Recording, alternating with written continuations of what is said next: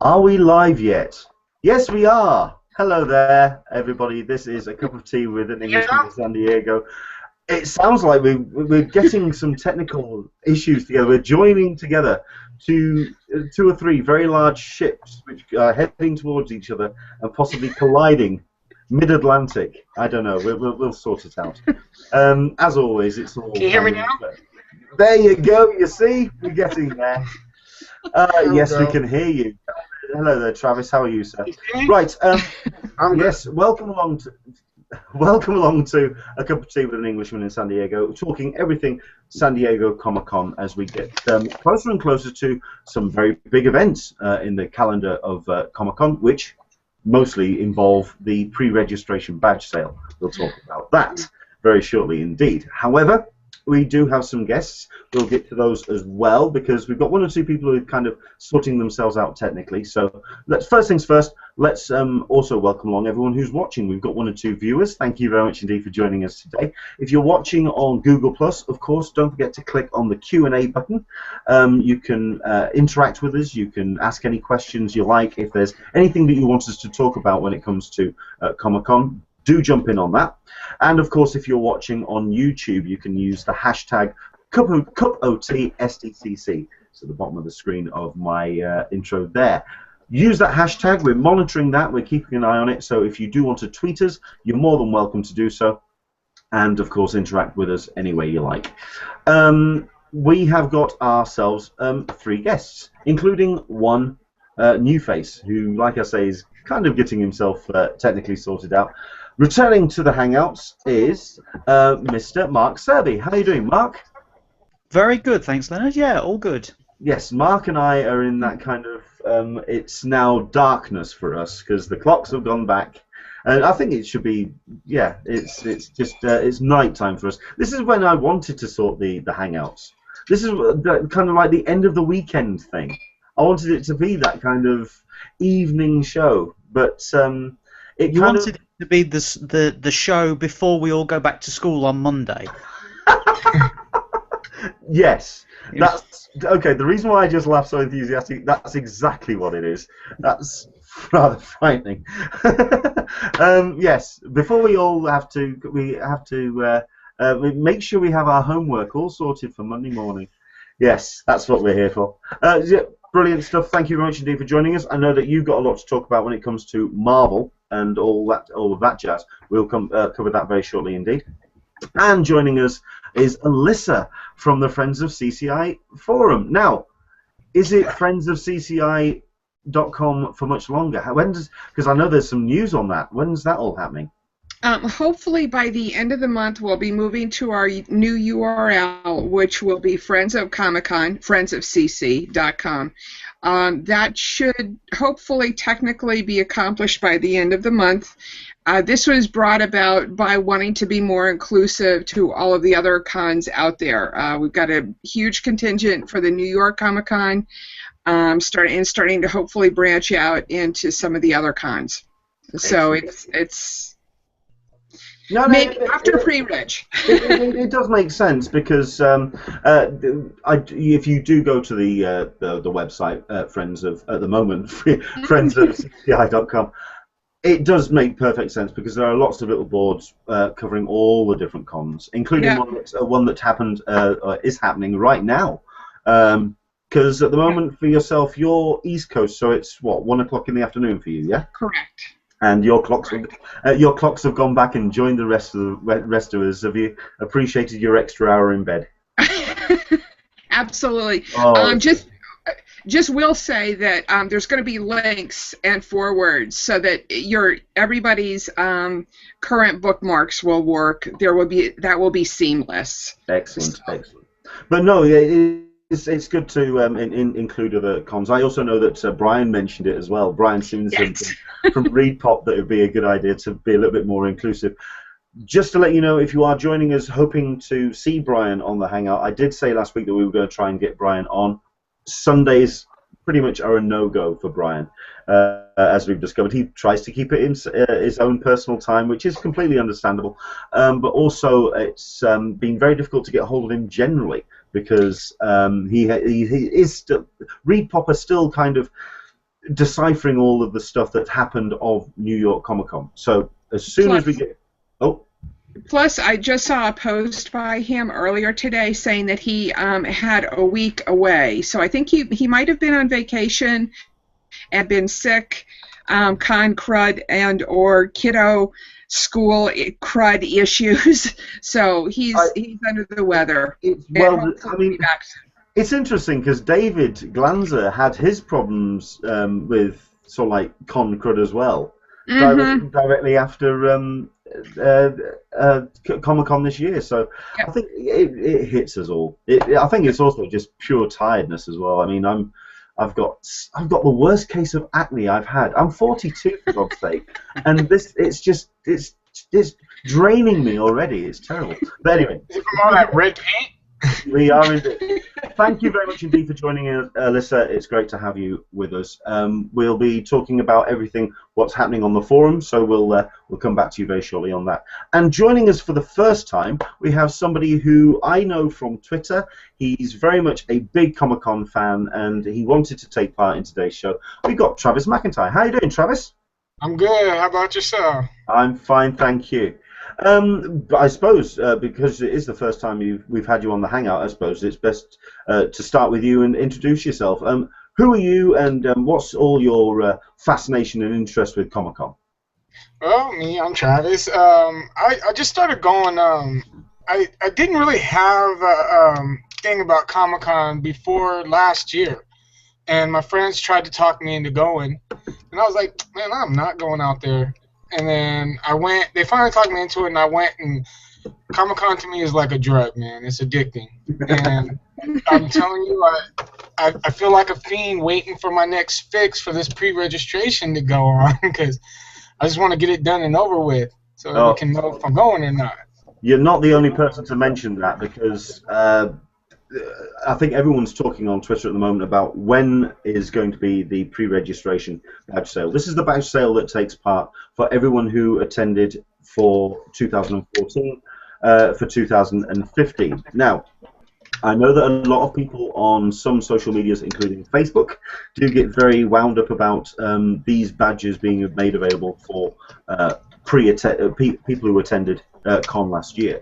Don't forget, this is a very small window of badges. There is a way as well for Comic-Con, CCI, and also for the people who organise the badge sales to kind of fine-tune any badge sale issues that may come up before the main sale next year. So it's also kind of like a dry run for their badge sale. Now, like I say, not a great deal of tickets or badges available. We're talking, I mean, myself and Alyssa, we kind of tried to have a guess at this once.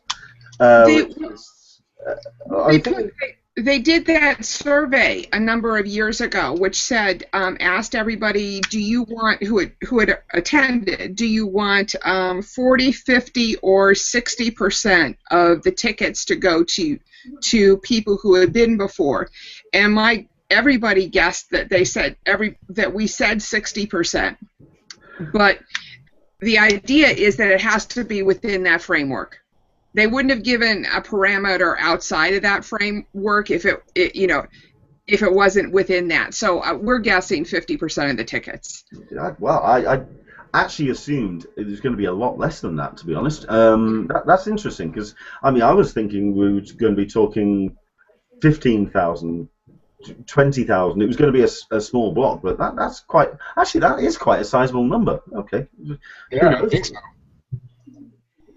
I mean, that's about, what is it, 60,000, tickets going to people who had been there before. So what you get with that is a knowledgeable fan base. So we all know where the lines are. We all know when to line up. We all know the process and procedures and can help all the new folk, which I think when you have a general reg, if all the tickets were sold to new people, you would have a very confused audience. Definitely. Okay. Well, yeah, okay, that's one way. I quite like the new people. I mean, I remember going for the first time 2010 and walking around like I'd just been slapped. it was just this complete shock and awe. It was I quite enjoy having not only that, having new people around. It's always good to kind of keep the blood flowing, I think. Absolutely, but I also asked so many people directions and was massively confused my first time too. So it was really nice to have friendly people there who had been before. Sure. What was your first Comic-Con like, Travis? Well, it was 2013, and I was warned that it was going to be really, really packed, and to me, it didn't seem that bad. I mean, I enjoyed it. Like I said, I got hooked, and I've been going to smaller cons now besides Comic-Con, and I'm loving it. I didn't find too much bumper to bumper, if that's what you want to call it, bumping into people and stuff. I enjoyed everything about going to San Diego. I think with the crowds, it's really dependent upon what you're used to.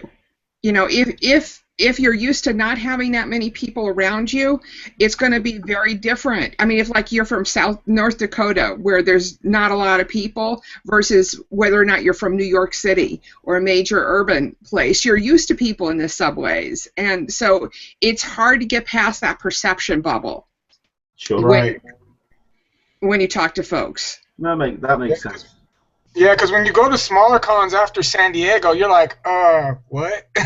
what? What's going on here? There's nobody here. You know what? I quite like that. I quite like that because you go to the smaller cons and people will say, oh, you bump into people or you start talking to people and you say, oh, do you go to other Comic Cons? They can say, yeah, I go to the Comic Con. Yeah, I don't mess around. I play in the big boys. Go to the con.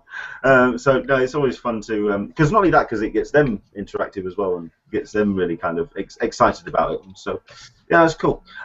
We've got a couple of questions coming in already on the Q&A. Thank you very much indeed for joining us on that. Michael Leventhal turned around saying 40 to 60% seems fair to give least people the chance to go again, or at least gives them 2 opportunities to buy. Mm-hmm. Yeah, that makes sense. That makes sense. But like I say, I actually expected it to be a lot less than that. So because I expected a little bit more of a turnover, as it were.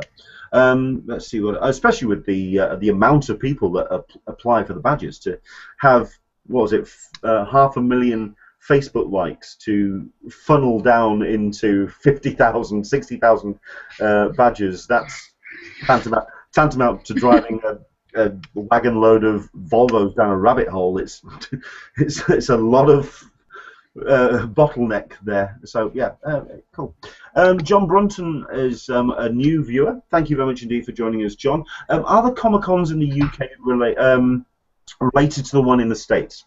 This is a great first-timer question, or to introduce you to the idea of what San Diego Comic-Con is, especially when it comes to Comic-Con International as a term, because San Diego Comic-Con, as part of the CCI organization, Comic-Con International, it is only run on the West Coast. There were 3 cons, now down to 2.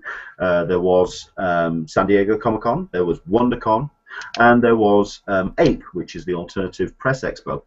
Comic-Con are no longer running the APE con, so it is now just down to the 2, and they are all, or they're both, West Coast. There's the cons that you know in the UK, such as London Film and Comic Con, the Showmasters cons such as London Expo, or MCM Expo, London Comic Con, all the other cons around the world, basically, they are nothing to do with CCI. They are completely unrelated. It is something which has caused a lot of grief, especially in terms of the way that the cons are named, and that especially is true in North America. I don't know if you saw this thing, I'm certain Alyssa may have spotted it, about the hearing that took part this week with Salt Lake Comic-Con. That ongoing battle is still going on between CCI and the organizers of Salt Lake Comic-Con. CCI feeling that Salt Lake's name is a little bit too familiar to San Diego, and it is just confusing the issue. It's the same worldwide. When Oz Comic-Con kicked off, people thought it was a CCI event. When London Comic-Con kicks off, people think it's a CCI event. It isn't. San Diego Comic-Con stands alone. So that's an answer to that question. Let's see where we go.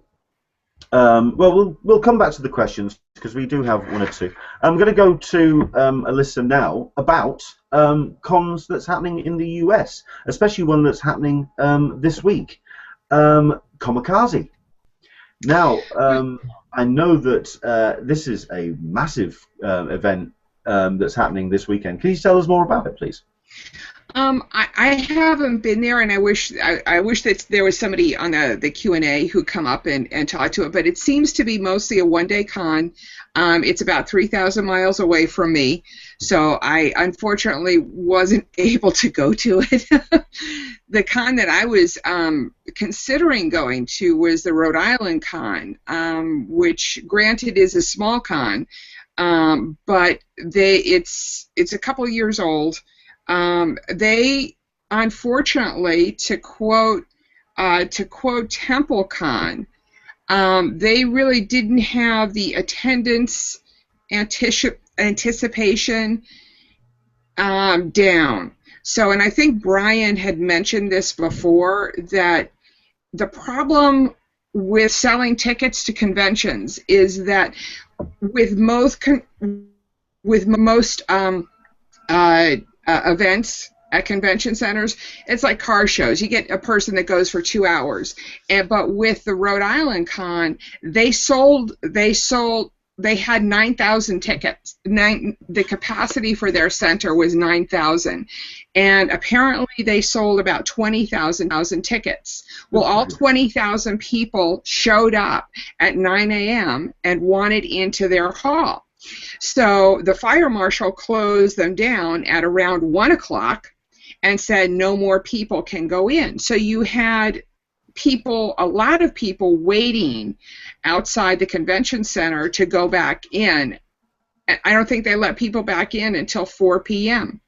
Is that today? Is that today's con? That was yesterday. Yesterday, sorry. Yesterday's Wow. con.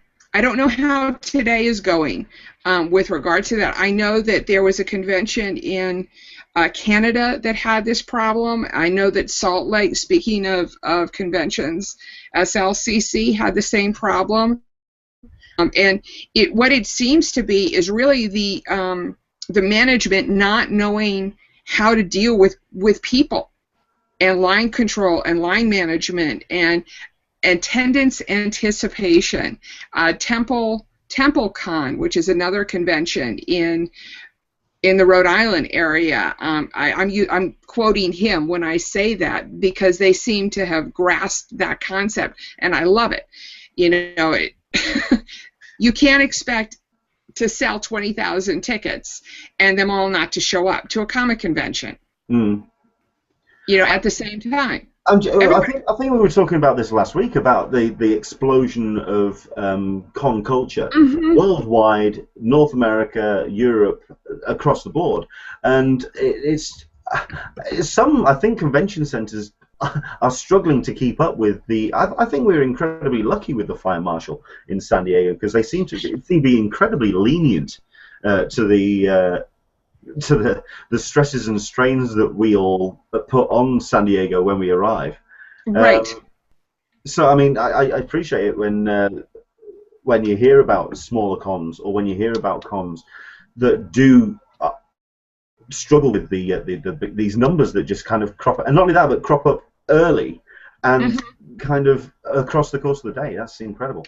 I know that Martin Burke is there. I know that a number of irregular contributors are there.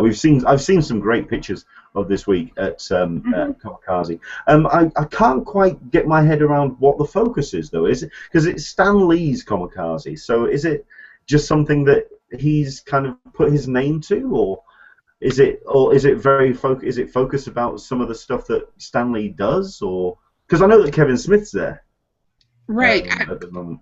Yeah, to be honest with you, I really don't know. It's billed as Stan Lee's Kamikaze, so I assumed that there is a big presence with that. I had heard a number of the forum folks saying that they were going for one day. It was kind of you don't really need to go to a multiple days of it. So it is a smaller con in that perspective. And well, so we've got a comment from Michael P. That's come in. Kamikaze is a 3-day con, mainly a lot of autographs to pay for, but a lot of good panels with comics and booths. It's encouraging. Yeah, I didn't mean to say that it was not a 3-day con, but it wasn't the con that you would go like New York Comic Con and you would go and go at 8 a.m. and stay till closing doors at 5 on Sunday. You know? Okay. Well, hopefully we'll get some more comments as well. I mean, I know that at this point it's underway and people are kind of still enjoying it. So hopefully we may get 1 or 2 people who are jumping in. And yeah, do let us know how your weekend's gone if you attended it. Comments coming in. Isabel Gutierrez. Hello, Isabel, regular watcher. Thank you very much indeed. I would rather that's relating to the badge sale and the tickets. However, did turn around and say in the second part of her comment, Fan Expo in Toronto oversold badges, and I was prevented from entering the floor for hours with no refund. Like I say, I think the fire marshal has that power, and it's very much.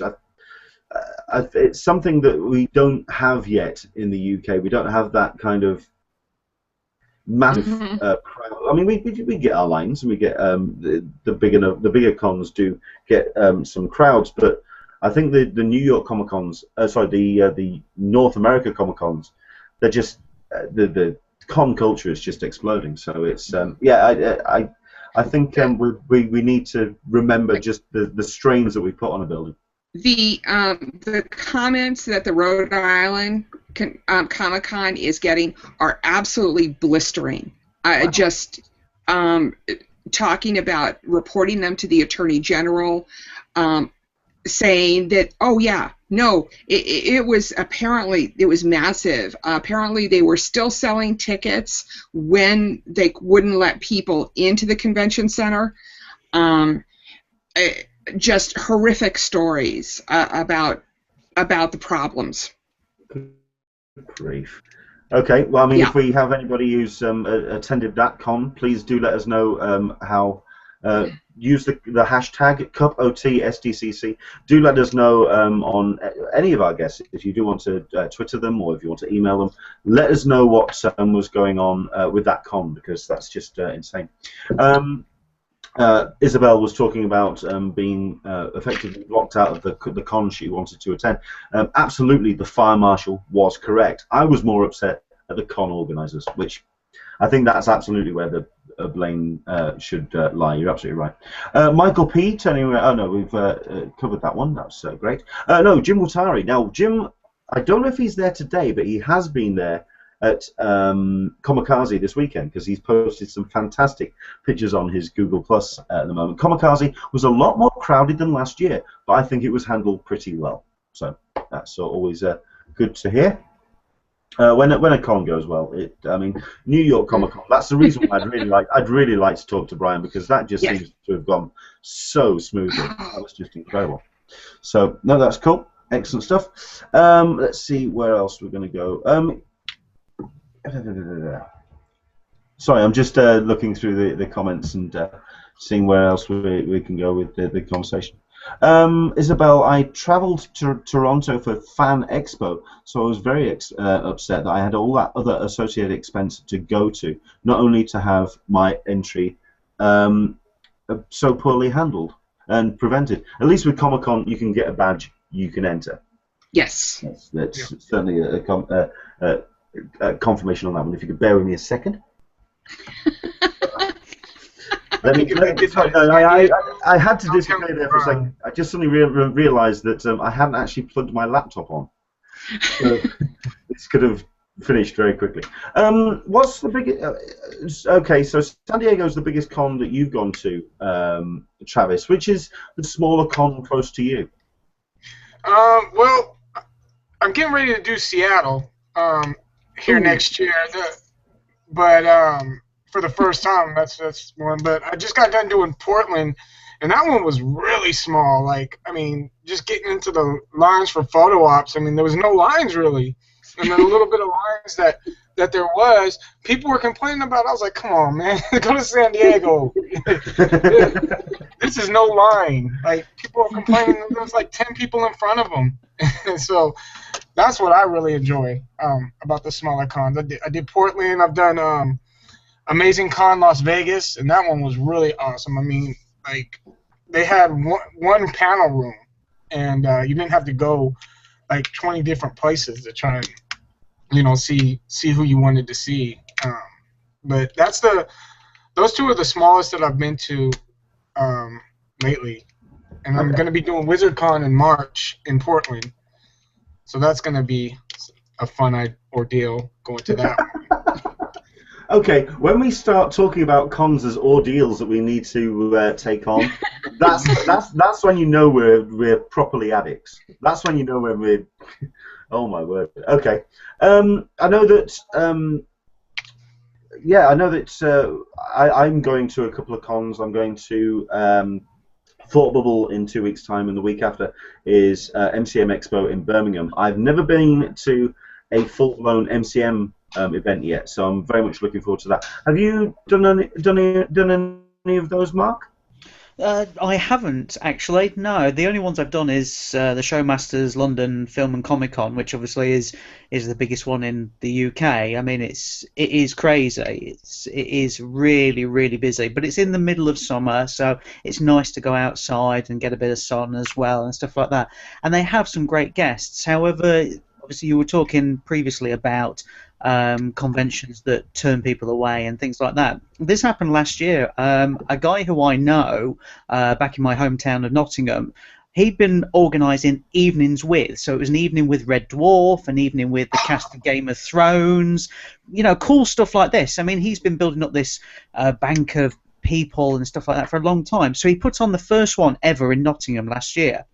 And it just went crazy, and the fire marshal basically shut, I think, about 4,000 or 5,000 out first thing in the morning. So it was, I would say, probably a real mess, and I think they learnt their lesson, because next year they're already announcing loads and loads of guests. They've got most of the people from Game of Thrones back, Red Dwarf. They've got quite a lot of Doctor Who stuff, including some of the Doctors, but they've now moved it to the Ice Arena, which holds probably around 15,000. So they've learnt their lesson. They know what they're doing now. So it is a gradual process, I think, for some of these people, but once you get it right, as you said, they get it right, and it is nice to go and think, all of this room, and I've met who I wanted to meet. Yeah. I mean, there's been a post recently in the last couple of days on ukcomicconventions.com, I believe, if you want to check out the website. I'm trying to find the link so I can put it on in the showcase section on the right-hand side. This was a post that was written by Dom Rand, a member of the UK attendees group, and also a avid con attendee, basically talking about maybe that the saturation point has gotten too much. But I'm thinking perhaps he may be just a little bit jaded, perhaps, because I've been to a couple of the Showmasters events, and they do seem to get very similar names for all of the events. So once you've done one, you've kind of done them all. However, I am hoping to get a little bit more enthusiastic about the MCM Expo one. So that could be interesting. Jim Watari has actually. I wish we could actually get you on, Jim, because it'd be great to hear exactly what was Comikaze was like. The one thing I don't like about Comikaze is the central stage, which is in the middle of the convention floor. Whoa. It's either a plus if you're interested in being shown, or a big distraction if you're not. That sounds, I don't know, that sounds terrible. I'm sorry, but to me, that sounds awful. That you kind of have to get, oh, I don't know about that. What does everyone else think? Do jump in on the Q&As, but a central stage in the middle of the convention floor. I mean, you can understand why they've done it, because effectively what they'll do is they'll turn around and for some of the smaller panels they'll say, well, look, all of these people who were going past were still interested. So effectively they could, you know, they're juking the stats for each of the panels that happen, because they're saying, oh, we had, you know, 500 people watching this. When in actual fact, it was people just walking past. But they're saying, look how busy it is, we need to do more and more. Maybe that's just me. I don't know. Maybe, you know. That's a very cynical attitude you've got. And completely British. Congratulations. Thank you very much, sir. I think I tweeted about being on the panel with two Brits today. Yeah. I mean, I'm a little scared. Oh no. Oh, we're friendly. We're lovely. You are. Me and Mike, we're nice. About whether or not I'd be able to keep up. You'll be fine.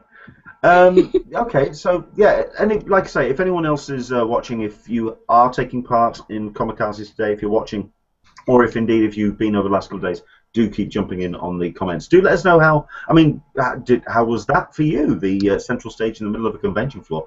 I think for me, the highlight of what I've seen when it comes to the pictures is the one of Kevin Smith, because it just completely confirmed that yes, it was him that shaved his beard off and took 20 years off his life, because he looks 25. He looks 25 with no beard. It's so weird to see Kevin Smith without a beard. I had to put my finger up to see him. Like, I was like, that's not Kevin Smith. I had to pretend the beard was there. I keep tempting to find famous bearded people like Brian Blessed. Get Brian Blessed pictures and Photoshop them on Kevin Smith's face, and just if anyone pays attention, and yeah, that'd be okay. Maybe that's just me going over the top on that one. Okay. Excellent. So yeah, do keep let us know what is happening in the world of cons where you are. Like I say, I've got a couple of big ones coming up, and I know that well, big-ish ones, and of course we've got the ones that are happening in the in North America too. Okay, on the shopping list of go on. There was speaking of cons, there was a con that the Geekery. One of the Geekery reporters went to in Chicago a week or two ago. Big supernatural convention, which I'm not a part of that fan group. I enjoy the show, I love it, but I could go on, you know, I could go into a different realm here. But with regards to the Geekery, apparently the one of the reporters of the Geekery sent a fruit basket congratulating them on their 10th year anniversary. Had a Twitter string in which she commented and made a Dr. Horrible reference. Yeah. And apparently it was taken out of context, and she was banned for life from that con, or that con. They rescinded it, but by then it was too late, wasn't it? Yeah, so that's just kind of it's interesting how people follow your Twitter feeds. You got to be careful. Absolutely. Yeah, what you say on social media absolutely makes sense. That was an interesting an event, or an interesting occurrence, because I also followed along on this particular one, because I do follow as many feeds as I possibly can, those that are related to Comic-Con and people who are going, and Supernatural is absolutely one of those.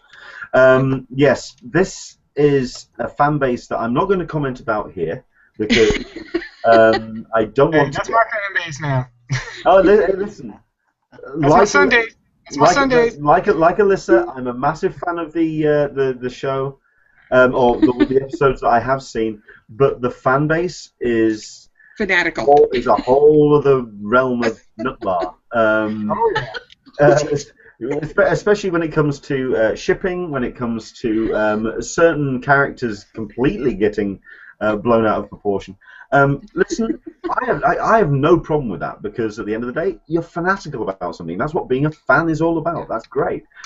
But considering what this situation happened, this was somebody who had gone to the con to report on the panel for the Supernatural fan base, for the geekery. And it was a tweet that she'd sent out, and apparently it was pointed out to the security of 2 of the cast members actually on the panel. Now the thing about the tweet was, it was actually to somebody else, which means somebody had to see the tweet and send it to the member of security. That's a member of fan base attacking another member of fan base. That's the thing about supernatural fan bases, which kind of weird me out, because it's 2 opposing sides battling over their show, and that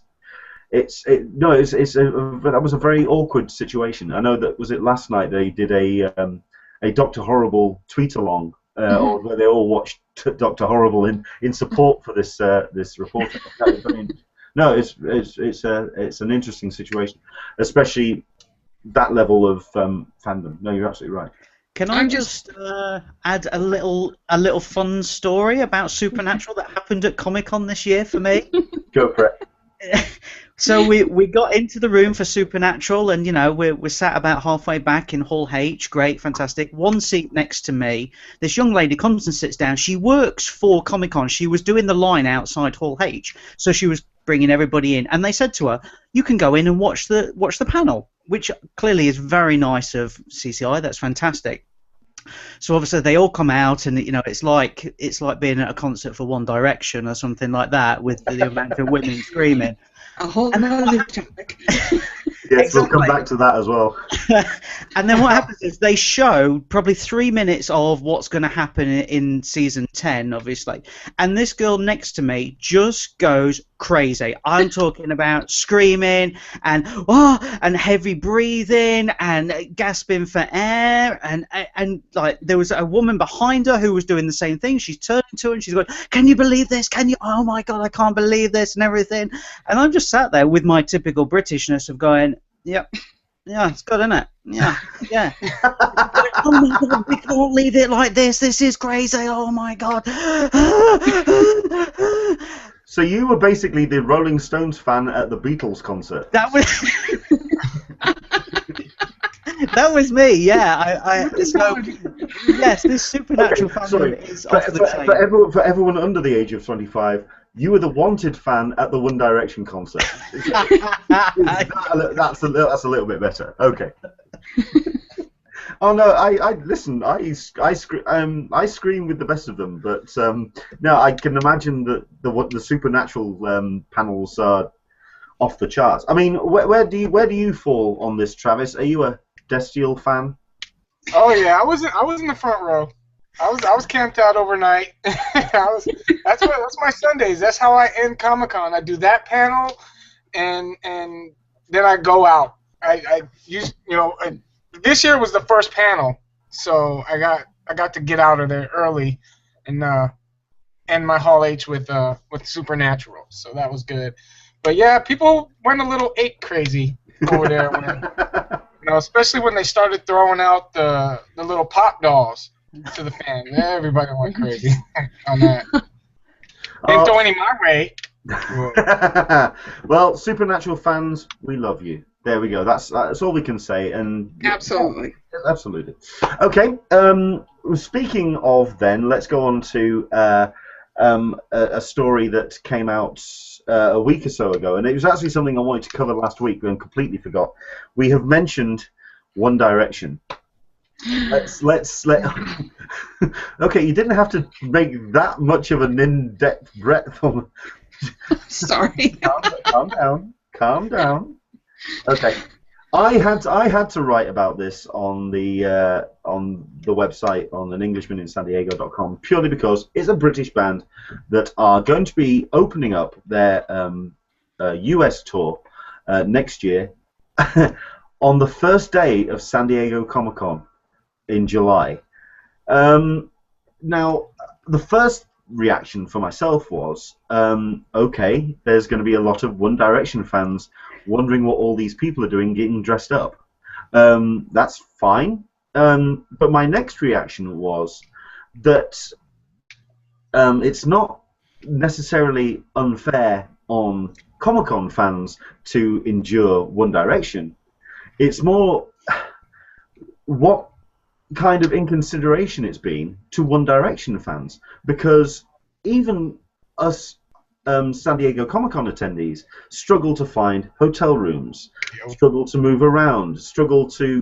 I mean, we take over the infrastructure of a city. I mean, we effectively close a city down for 4 days. And to have San Diego host a One Direction concert, now, admittedly, it is some distance out of town. It's at the... go on. Qualcomm Stadium, further away from town. But at the end of the day, all those hotel rooms are still taken up primarily by... Qualcomm. I'm going to point out, though, that Qualcomm Stadium is one of the major parking spots and train to get on the train, the tube, the trolley, whatever they call it, to get to San Diego. So it's going to put a huge crimp in the public transportation at San Diego Comic-Con that first day. Sure. I mean, I think it's poor planning. Poor planning on the part of the comic or the One Direction people throwing the concert. You know what? I don't think it was. And here's the thing, and here's the reason why. The guy that made the San Diego Comic-Con documentary is... Martin Spurlock. Yep. Morgan Spurlock, the name completely escaped me there for a second. And of course, once he came off that project, he then went off and did his next one, which was the One Direction documentary.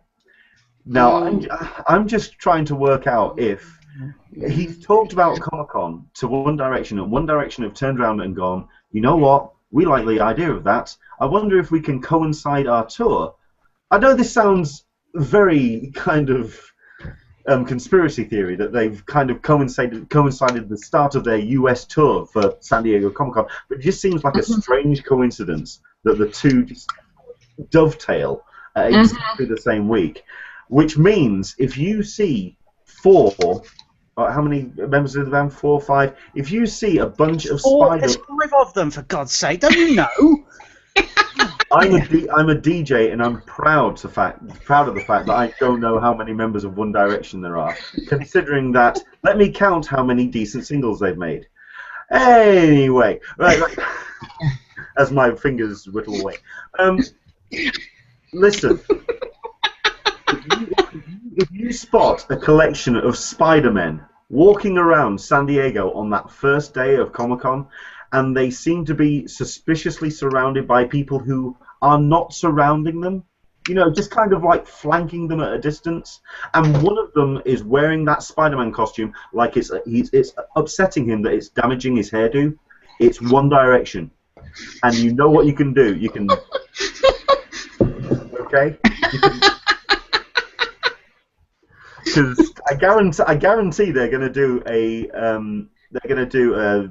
spider. They're going to do what everyone else does and wear a full body outfit and just go touring San Diego, and then they'll do a video where they've, oh yes, we took our pictures with a load of fans and they didn't know it was us. Slap. Anyway, right. So no, I just find it very weird that they've done that. It's joined together. Clever marketing is what it is. Clever marketing. One of the some of the comments on the forum about it have been that probably most people are going to drive to it. That they're not going to drive. They're not going to stay overnight. So if they do, they're going to get a sticker shock for the hotel rooms. Sure. I mean, that's the thing that kind of, I saw that comment as well, and a number of people have said that, well, people will come in directly for the concert. But the thing is about that statement, it's the only one of 2 concerts they're running on the West Coast. So there's a massive demand, which means people from the West Coast up and down will be wanting to attend that concert. Yeah, I think. Well, they're coming here to Seattle. They'll be here in Seattle later on in the year. What's that? 1,000 miles away? I don't know. I don't know my geography on that side. I get a little confused. But is it the Wednesday or the Thursday? Is it the first real day of the con? It's the first real day of the con. It's the Thursday. Oh, that's good. That is really going to muck with the traffic. Oh, that's going to be hellacious. Oh, thank God I'm That's not why you staying stay up there. downtown. Don't have to deal with that. Yeah, totally. Oh, I'm very tempted first thing to just go wander up and say hello to all the One Direction fans and say hello. It's not them. It's the management. It's the band management that messed up. Yeah. Well, Well, if anything, I'll try and get an interview with them because that'll be entertaining as well. What? What? I think they'll be very receptive to speak to another Brit. Yes, me and Mark are going to go up and flank them.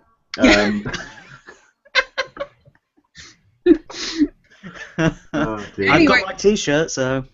Excuse me? I've got my T-shirt ready. Let me know what size you want, Leonard. Let me know who you want on the front as well. Mark Serby can't join us for the rest of the cut. We are going to have to eject him from the Hangout.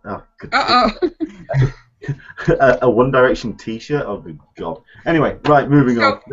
Can I change topics here? I think we are going to change the topic. Let's because we've got. Let's do 10 minutes then on. Final topic for this show is something that happened at the beginning of the week. Now, this is something we talked about last week on the show, and we all had our various guesses about what we were going to expect at the Marvel event that was being held in LA. Now, over the weekend and leading up to the show, it was starting to get ramped up on social media. That did not prepare us for just how nuts Twitter and everything else went on the Monday.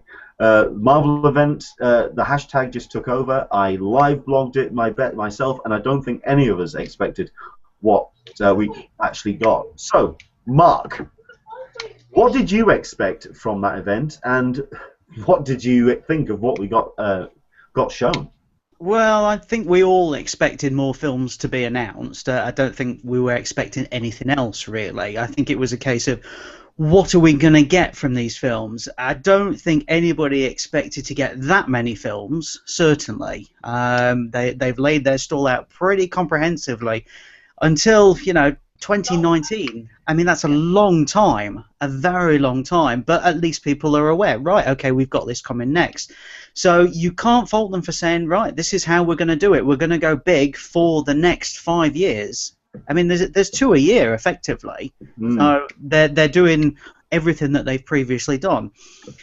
A couple of things that stood out to me is having received something from the PR people, and it broke down social media per film that they'd announced. The biggest film that everybody had talked about on Twitter and on social media was Black Panther, by a huge way. I mean, we were talking about 60% out of all of the films. Black Panther was massive. It was the biggest one that anybody had talked about.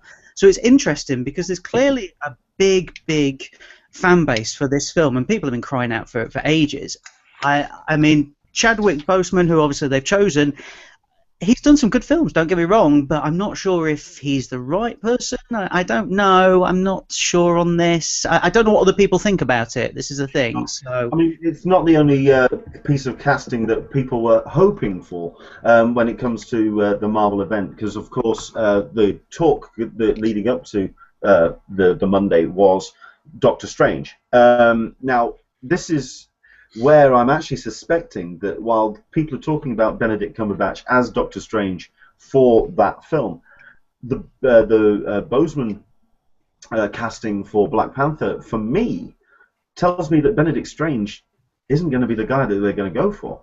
Because Marvel seem to aim for actors that are either on the cusp or their star is on the ascendance, or they're kind of those actors that perhaps have gone a little bit over the hill and can be now brought back to the limelight. Robert Downey Jr. was not exactly the massive star that he is today, and Iron Man was certainly the one that kind of put him on that pedestal. Benedict Cumberbatch, at the end of the day, I think, is a big star now. He is very established, and I think to kind of nail him down to a run of films, I think it's a bit optimistic to. I mean, I would love for Benedict Cumberbatch to be Doctor Strange, but I think it's just very optimistic for him to be cast in that role. But then I think that maybe they need somebody who's already an established actor to take this new phase, and at least people have got somebody they go, right, okay, we know Cumberbatch is in it, so we're all going to go to that. But obviously, like with the Black Panther, not many people are sure about, Boseman, and there's going to be obviously other things. Captain Marvel, they're going to have to. That's the one that's exciting me. Yeah, this is the thing. So you're right. They do choose people who are slowly coming up. I mean, Marvel are very, very active on social media in choosing actors.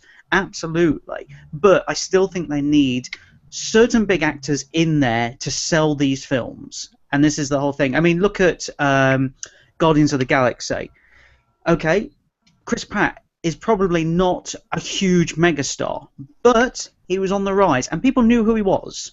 And now look what's happened. He is a huge megastar. So it will be interesting to see how they go with these other films, I think. Sure. I saw a thing with Ethan Hawke was going to be Doctor Strange. I thought that would have been a good.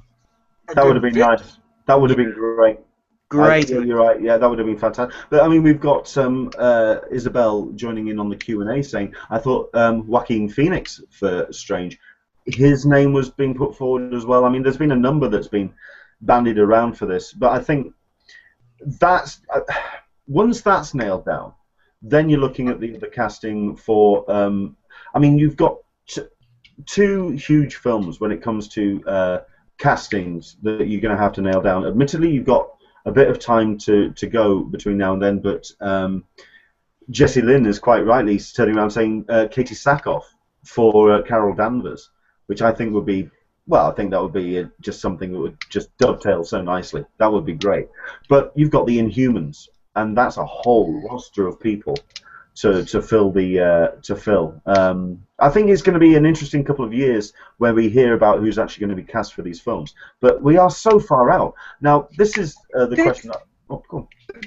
That's the thing that I'm not sure about. I mean, I'm more confident in the Marvel movies that they're projecting in 5 years than I am with the DC movies. But a studio projecting that in 5 years they're going to make this film with this amount of, with this character or that character, it just seems like tea leaves to me.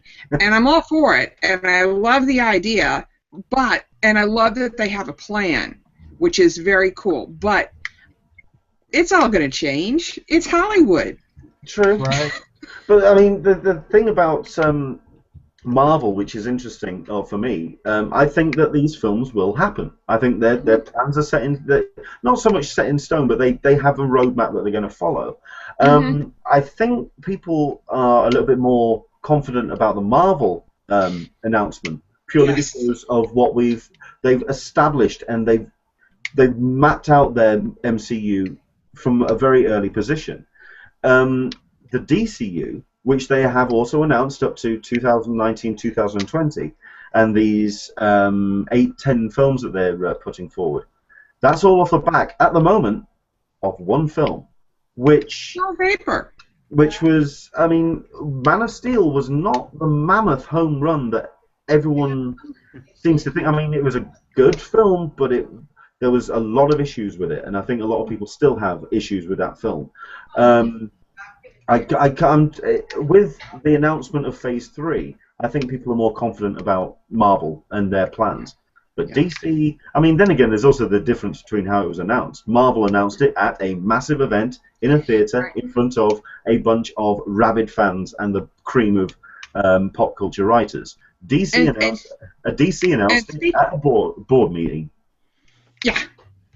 And speaking of that, apparently they allowed, unlike any other Marvel event, they allowed people to keep their cell phones and not put them away. I've been at so many Marvel panels where if you even had your cell phone out, they would, you'd be at risk of being thrown out.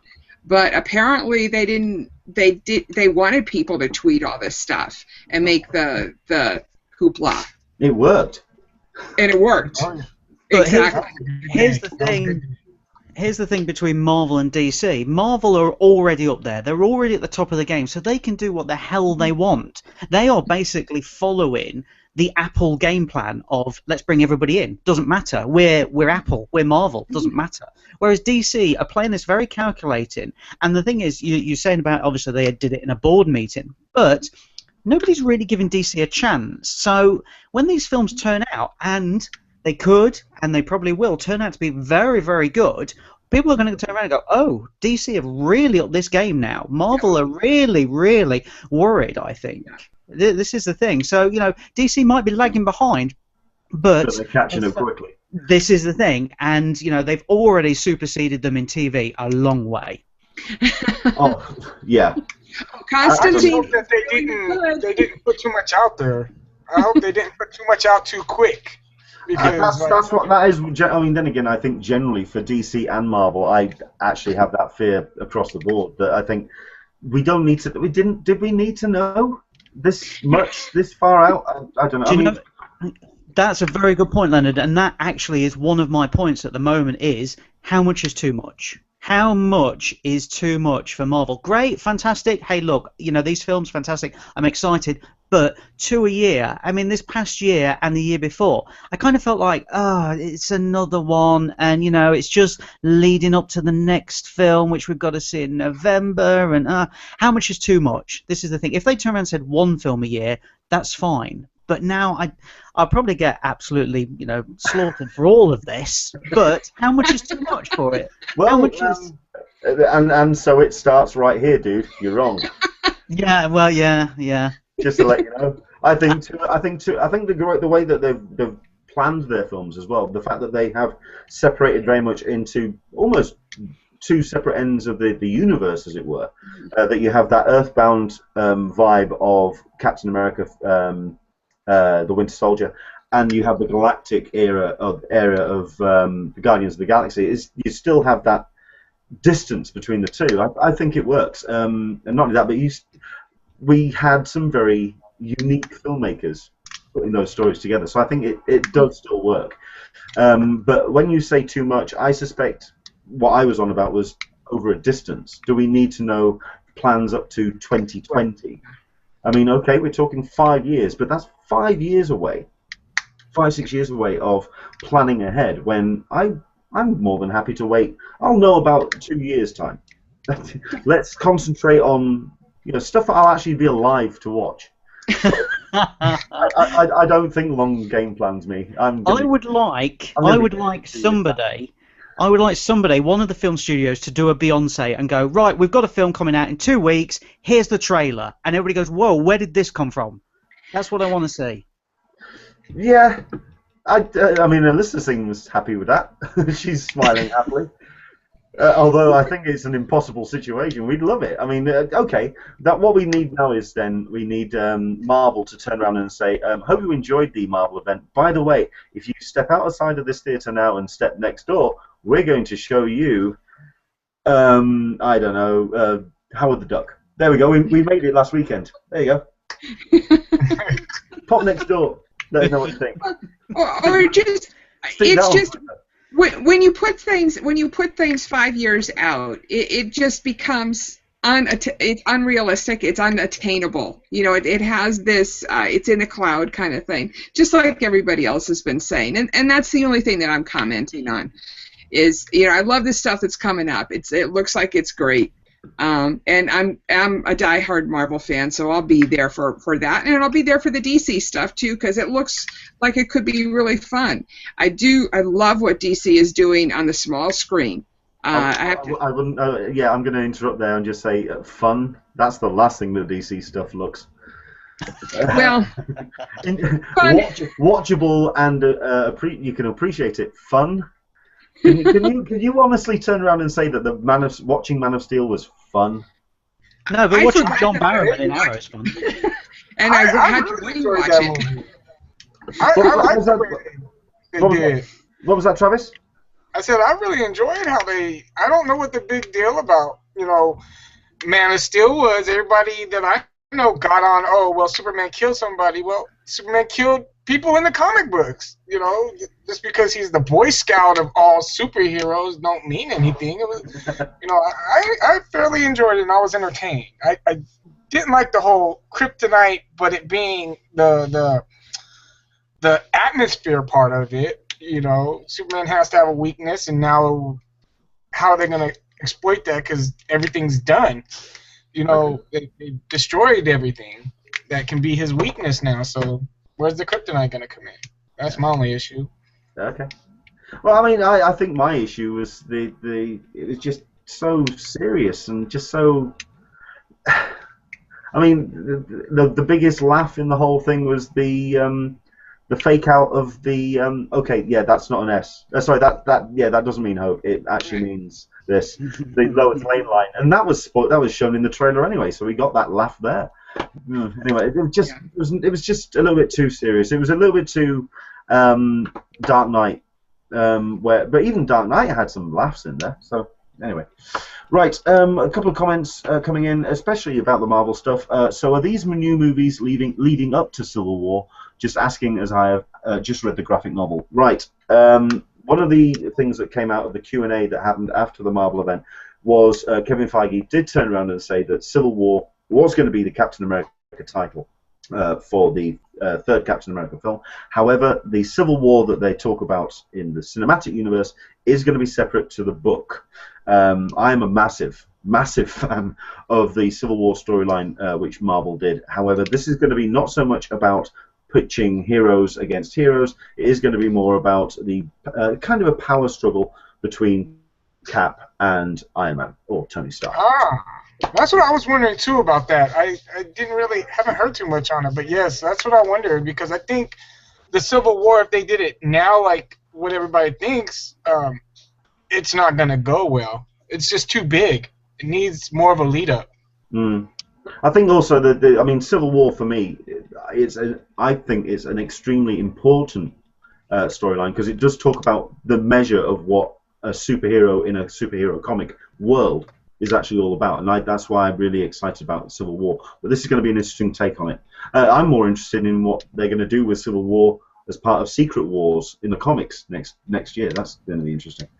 Okay, what else have we got here? Because I know we've got one or two people asking about something that Alyssa's going to have to help us out, because I haven't seen it. I don't know if the rest of you guys have. Constantine, seen as DC running with the television stuff and running with it well. No pun intended with the Flash, by the way.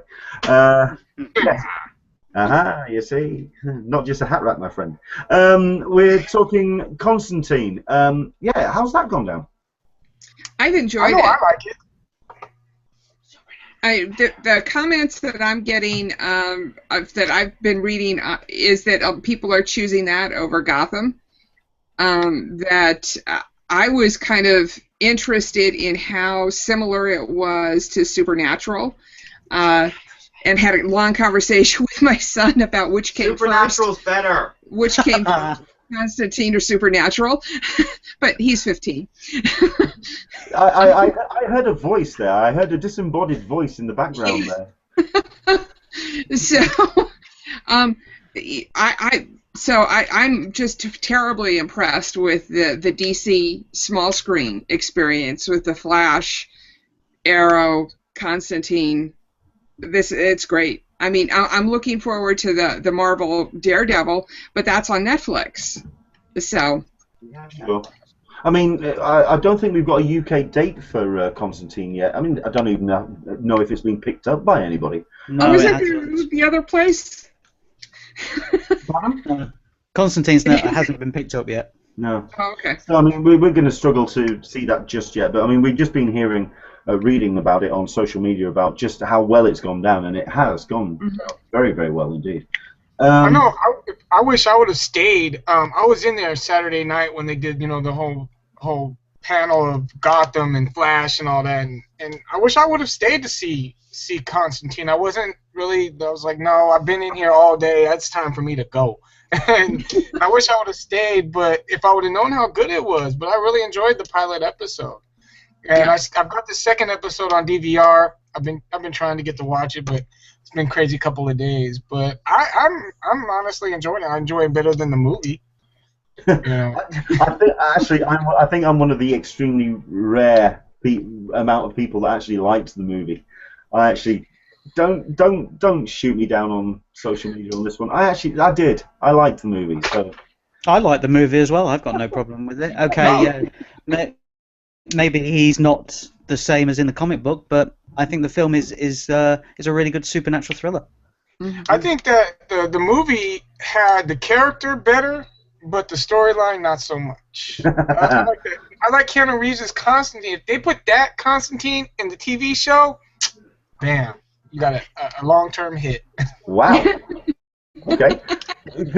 Considering that most people actually slate off Keanu Reeves' portrayal of Constantine, it's good to have someone else who's sticking up for him. I'm a Keanu Reeves fan, by the way. If you John Wick, gotta see it. I've been hearing good things about that as well. Yeah, absolutely. I'm looking forward to that.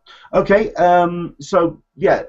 So far, positive news about Constantine. I'm up for that. It'd be interesting to. Well, I mean, I think off the back of this initial reaction that we will be seeing Constantine at Comic-Con next year, so that'll be interesting. I think actually we'll see pretty much every single show that's been released so far, because they have really set themselves some incredibly high bars. Gotham, for all its detractors, still has a very large fan base. It is the one that people talk about when it comes to the television shows. Flash has gone down incredibly well.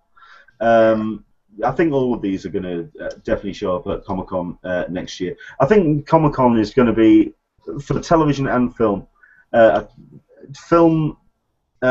think we kind of know what the panels are going to be like. The television panels, however, they've just set a whole new standard. So, yeah, looking forward to the Ballroom 20 in Hall H next year. So I don't think Gotham. I think Gotham's losing a little bit of footing. I don't know. It's starting to get kind of boring. Like, at least to me. Whoa. Yeah. That's what I've been hearing. Go on, what was that, Mark?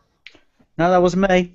I've only seen the pilot. I haven't seen any more at the moment. But from what I've seen people talking about, that it is losing a little bit. But Agents of S.H.I.E.L.D. had the same problem last year. You know, that first season, the first half of it really dragged, and then it kicked in the second half of the season. Now look at it; it's found its stride this second season. I think Gotham's probably going to go the same way. I'm just going to say I don't know what the reaction's been like in the US. What do you think has been the breakout hit between the two, Agents of S.H.I.E.L.D. season 2 or Gotham? I say Agents of S.H.I.E.L.D. Agents of S.H.I.E.L.D. I did not want that to go bye-bye. I love that show. The second season is just playing out so nicely. It's gorgeous. Michael P is turning around and saying Constantine is better than what was shown at Comic-Con. Yes, because of course the pilot that was shown at Con is different to the episode that was actually aired, because we had a change of cast at the back end, one or two things. Well, like I say, I haven't seen it, so it's something that I'm looking forward to. I didn't know that. I didn't know that it was changed from the one that they showed at San Diego.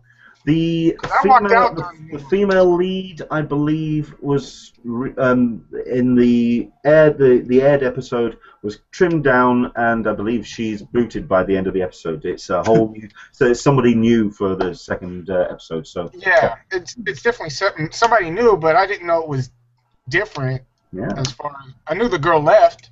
Okay. Gary Quigley is turning around saying, "Is in the UK, isn't Constantine exclusive to Amazon Prime?" Oh, great. Well, well, nobody's seeing that then, are they? Oh God. Yeah. I mean, I will not be watching that then. I'll have to wait till the Blu-ray comes out or something. Oh, thank you very much indeed for the great news there, Gary. Thank you.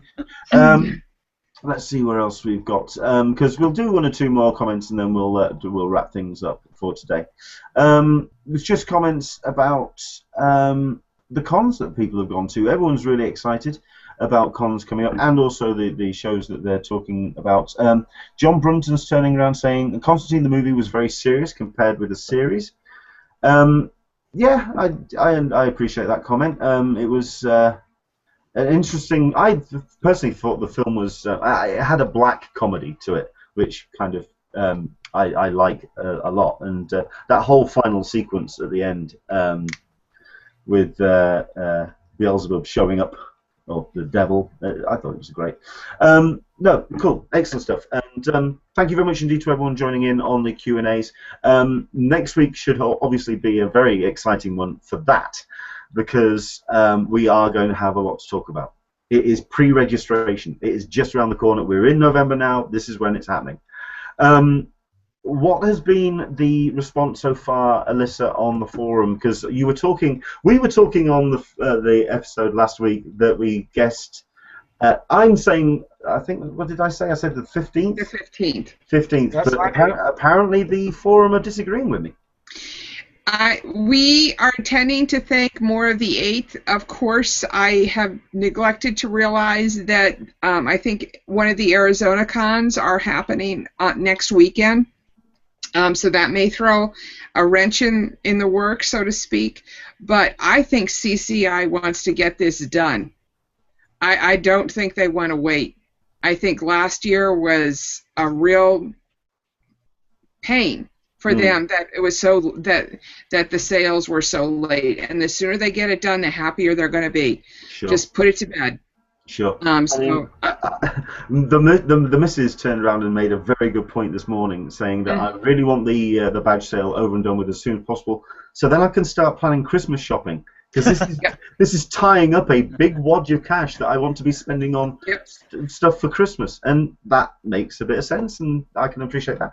I also want the badge sale to happen next week, because, like I say, in 2 weeks' time I've got Thought Bubble, and then the week after I've got Birmingham MCM Expo, so I'm going to be a little bit busy, and I think everyone's got reasons why they don't want it happening on certain weekends. I mean, when would be the best time for you, Travis? Well, I already plotted the 15th. I was with you on that.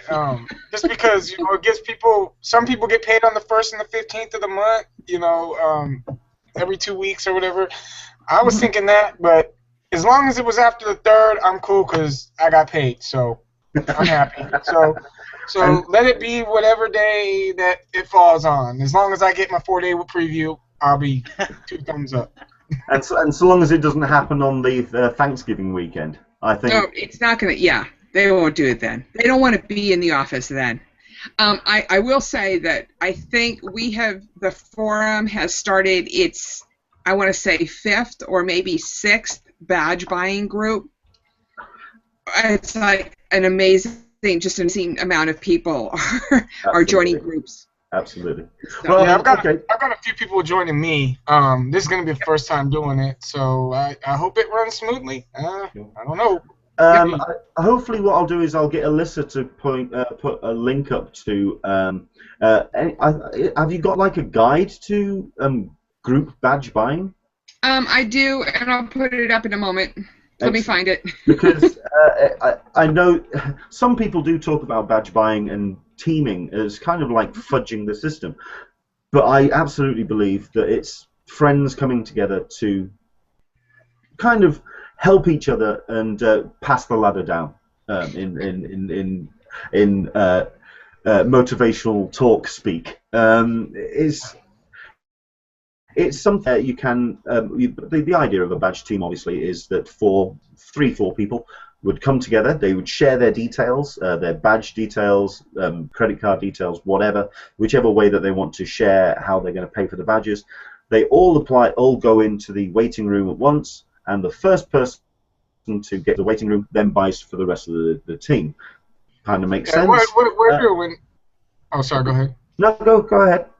Well, what I'm doing, and with the group that I'm doing, is we started a PayPal account, and it comes with a PayPal debit card, and we're all pulling our money into it, so that way there's, we're paying with one card, so whoever is the first one in gets the card number and then has that amount, set, so nobody has to transfer funds and things like that. It's all one card. It's got everybody's $220 on there, which is the amount for 4 days with preview. So that way you can buy at least that. You have at least that, Sure. on there. And if you only get 1 day, you get 1 day, but you got the money there. There's no transfer money to people. It's just all right there on one card. That makes sense. The thing about PayPal, I will say, if you are going to be transferring funds from one person to another, do make sure that you're transferring it as a friends and family transfer, so then no one gets billed. PayPal very much want to be seen as a bank, and they do like the idea of making some money somewhere. So do try and keep the costs down for yourself, at least on that one. Next week then is going to be an interesting one because it will either be a post episode on the pre-reg badge sale. It will, if it happens next weekend, or it will be all about pre-reg, and this will be about advice. It will be about the best methods and the best advice that we can give about pre-reg and doing pre-reg properly. Because pre-reg will be the benchmark for future badge sales, as it happened last year. As we found out, or as we have discovered from reading the text already, the pre-reg is going to be in the same model as 2014, or 2013 for 2014. So we will do our best next week to give you either a rundown on how it all happened and how it all worked, or how it's going to work in future weeks. Next week is going to be a pre-reg badge sale special. So that's us. Thank you very much indeed to my guests. I think 1:15. That's not too bad. It's a nice tight show. Thank you very much indeed to my guests. Once again, thank you very much indeed to Travis for joining us. First time on the Hangouts. How can people find you on social media, sir? Well, I'm on Twitter at TravyTravMC. I got Facebook, but that's really nothing. And I'm gonna be having something soon, hopefully. A group like yours up soon. Just got to get some more stuff in on it. So. Excellent. Okay. Facebook is nothing. You're on my Christmas card list. Thank you very much indeed, sir. Mark, where can people find you, sir? I am on Twitter at Mark_CB. I'm not on Facebook. Hurrah! I'm not on Instagram. I'm not on MySpace. Hurrah! Hurrah! Hurrah! Great. Just on Twitter. Oh, not okay. You're not on MySpace. Well, I'm going to stop it. I'm going to stop inviting you because you know there's only I can only take no for an answer so many times. It's starting to get embarrassing now, quite frankly. But there we go. Excellent. Thank you very much indeed, Mark. And yes, Alyssa, where can people find you? Is it mostly on the forum? It pretty much exclusively friendsofcci.com/forum. If I could take a moment for a public service announcement. Go for it. Next Tuesday is voting day. Nobody's vote is more important than yours. Unless you don't vote, then everybody's vote is more important than yours. An important message. You're absolutely right. I think we've got a couple of local elections coming up at the moment, and quite frankly, there are some parties that are making some very big grounds in the UK that, frankly, I think could do with just being curbed there on that one. Okay, that's as much. Listen, that's as much politics as I give out. Yeah. Let's not go there. Let's not even go there. Okay. And myself, Leonard Sultana, you can find me on Twitter at Englishman SDCC, or you can find me at Google Plus at Plus an Englishman in San Diego. Thank you very much indeed to all of our people taking part in the Q&A. Don't forget, you will be able to get the audio version of this podcast on iTunes and on SoundCloud. I'll hopefully get those posted up in the next couple of hours. Don't forget to please comment and subscribe on iTunes as well. It really, really will help in boosting the window for people to see that this is actually happening on a regular basis. And we are back next week from 10 o'clock West Coast, 1 o'clock p.m. on the East, and 6 o'clock in the evening GMT. It's going to be, like I say, our pre-reg badge sale special next Sunday. You take care. We'll hopefully see you soon. And yes, enjoy the rest of your evening. Take care, everyone. Bye-bye. Bye-bye. Bye.